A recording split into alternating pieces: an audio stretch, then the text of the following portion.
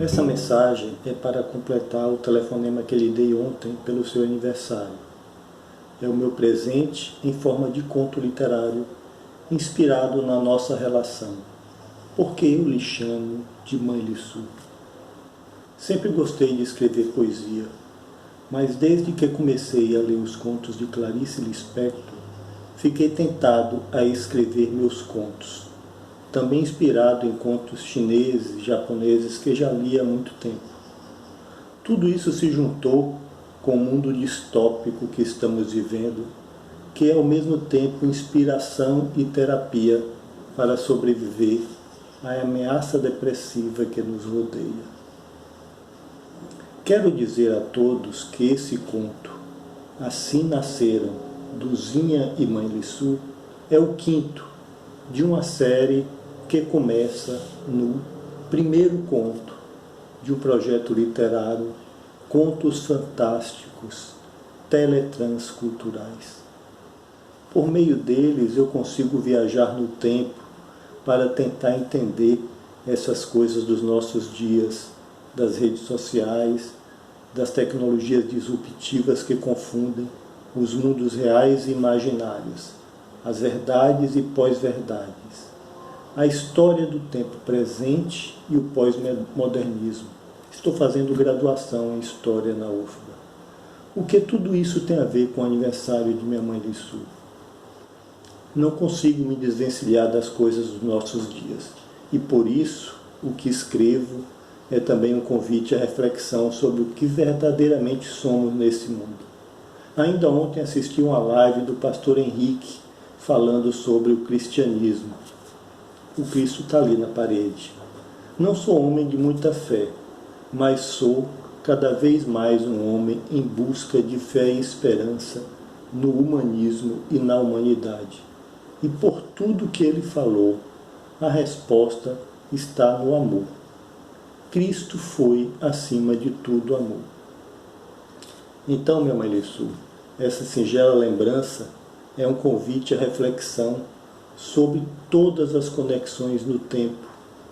Meus contos fantásticos teletransculturais são apenas um instrumento em forma de arte literária que também nasceu como contingência de uma vivência real, assim como nasceu do Zinha e Mãe Lissu. Vale lembrar, e no texto escrito isso está, que vivemos essa leitura das novas tecnologias, a gente começa a ler uma coisa que leva a outra, que leva a outra, que leva a outra. Os meus escritos em contos são memórias reminiscentes de coisas que li e às vezes, e a internet permite isso, eu vou buscar essas lembranças e faço o link com essas coisas. Então, algumas coisas faladas nesse texto, alguns deuses, alguns príncipes, estão referenciados e vale a pena ir buscar na internet, ou seja, onde for, o sentido dessas palavras, né? Então nós temos, por exemplo, um texto de Clarice Lispector sobre o é da coisa. Tem uma referência sobre esse momento mais grave da pandemia do Brasil, em que foi aprovado um veto do presidente abrindo as portas para a privatização das empresas públicas de saneamento. Luísa trabalha na Embasa. Tem uma referência a um automóvel Ford Rural. Se entrar no texto, vai ter a foto dessa Ford Rural. Tem uma referência a um conto japonês, o conto O Príncipe Destemido e a Raposa Branca, a lenda. Tem o príncipe desse conto e tem uma referência a Michele, minha afilhada, a afilhada de Luísa, que todos vocês conhecem, a linda Kekel. Hoje ainda não li qualquer bobagem do Jair, nem quero ler. Prefiro fazer um esforço para viajar e escrever. É aniversário de minha mãe Lissu completando 88 anos em tempos de pandemia. Espero que já tenha sido vacinada. Nesse dia 21 de março de 2001, vivemos mais um dia de isolamento social. E ao me proteger, estou protegendo outras pessoas, especialmente amigos, queridos, familiares. Infelizmente, não poderei ir a Interlagos para lhe dar um abraço, levar-lhe uma lembrança, nem mesmo este conto escrito. Não poderei levá-lo, mas poderei enviá-lo em vídeo, depois que tirar as palavras do pensamento, escrevê-las no papel e gravá-la com as novas tecnologias. Então, escrever o quê? Um poema ou um conto fantástico? Acho que os poemas que escrevo são frutos de sentimentos que brotam de dentro de mim e consigo, em forma de versos, exprimir sensações e emoções. Já os contos, descobri isso recentemente, me permitem viajar no tempo e encontrar aqueles momentos vividos tempos atrás. Também, com algum esforço adicional, consigo viajar para o futuro e viver o ainda não vivido. Parece que estou subvertendo o que Clarice dizia e alcançado o que ela não conseguiu, sem nenhuma pretensão literária de tal monta. Desejo apenas me aproximar dela, quem sabe conversar um pouco, compreendê-la talvez. Eu te digo, estou tentando captar a quarta dimensão do instante, já que de tão fugidio não é mais, porque agora tornou-se um novo instante, já que também não é mais. Cada coisa tem um instante em que ela é. Quero apossar-me do é da coisa. Será um conto pequeno, apenas o necessário para esse dia, somente para dizer o que para mim é o significado Mãe Lissu, descobrindo a coisa, o exato instante em que tal significado nasceu. Ainda bebê, sequer balbuciava as primeiras palavras, e Juazeiro parecia não me querer. O clima, a falta de vento, os pés de algaroba, a caatinga, talvez as águas do São Francisco, a SAAI, Serviço Autônomo de Água e Esgoto. Por mais que não queira, ele, Jair, parece nos perseguir. Hoje é também aniversário dele. Vejam como as coisas estão conectadas. Essa semana, o veto sobre o saneamento básico foi aprovado no Congresso Nacional. Em plena pandemia, as comportas foram abertas para a privatização da água. Seria o esgoto correndo nas sarjetas causa para o meu adoecimento sempre que chegava a Juazeiro? Com certeza não. Ainda era um bebê socialmente privilegiado para ser esse o motivo. A verdade é que Salvador era o refúgio para a minha saúde.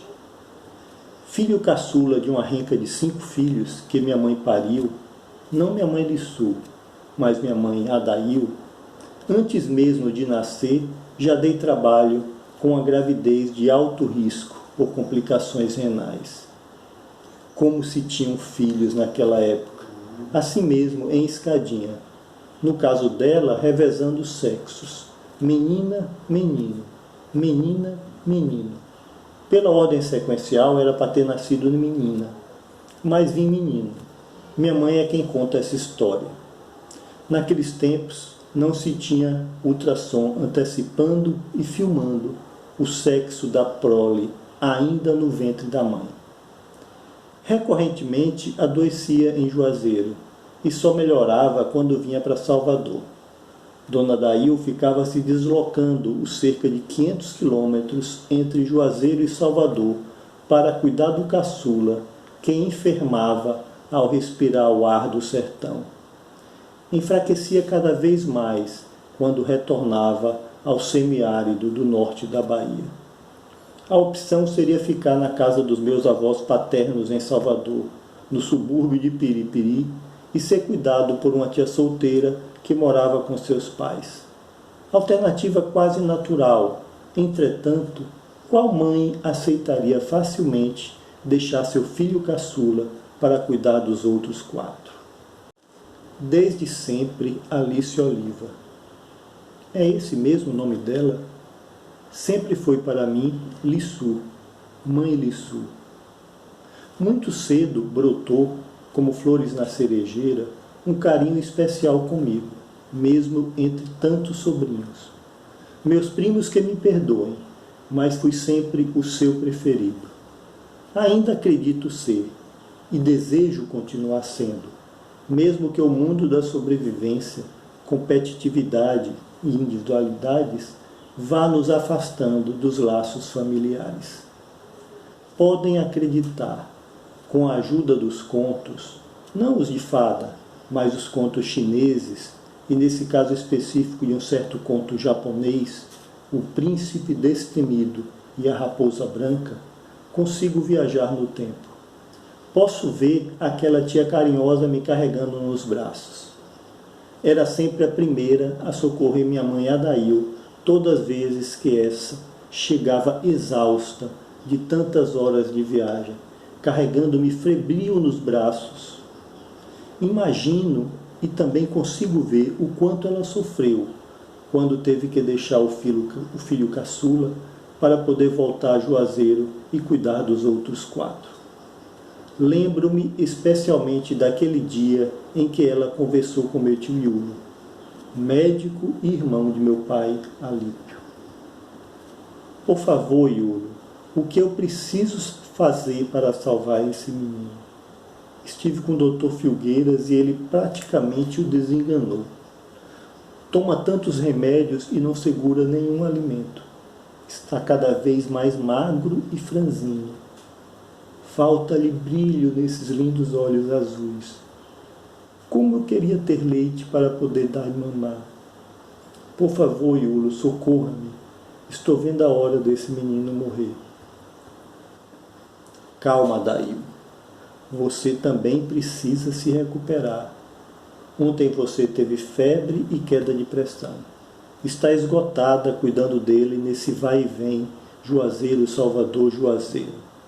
Vamos fazer o seguinte. Você vai voltar para o interior. Eu, minha mãe e Lissu cuidaremos de Jovininho. Vou suspender todos os remédios e começar novo tratamento.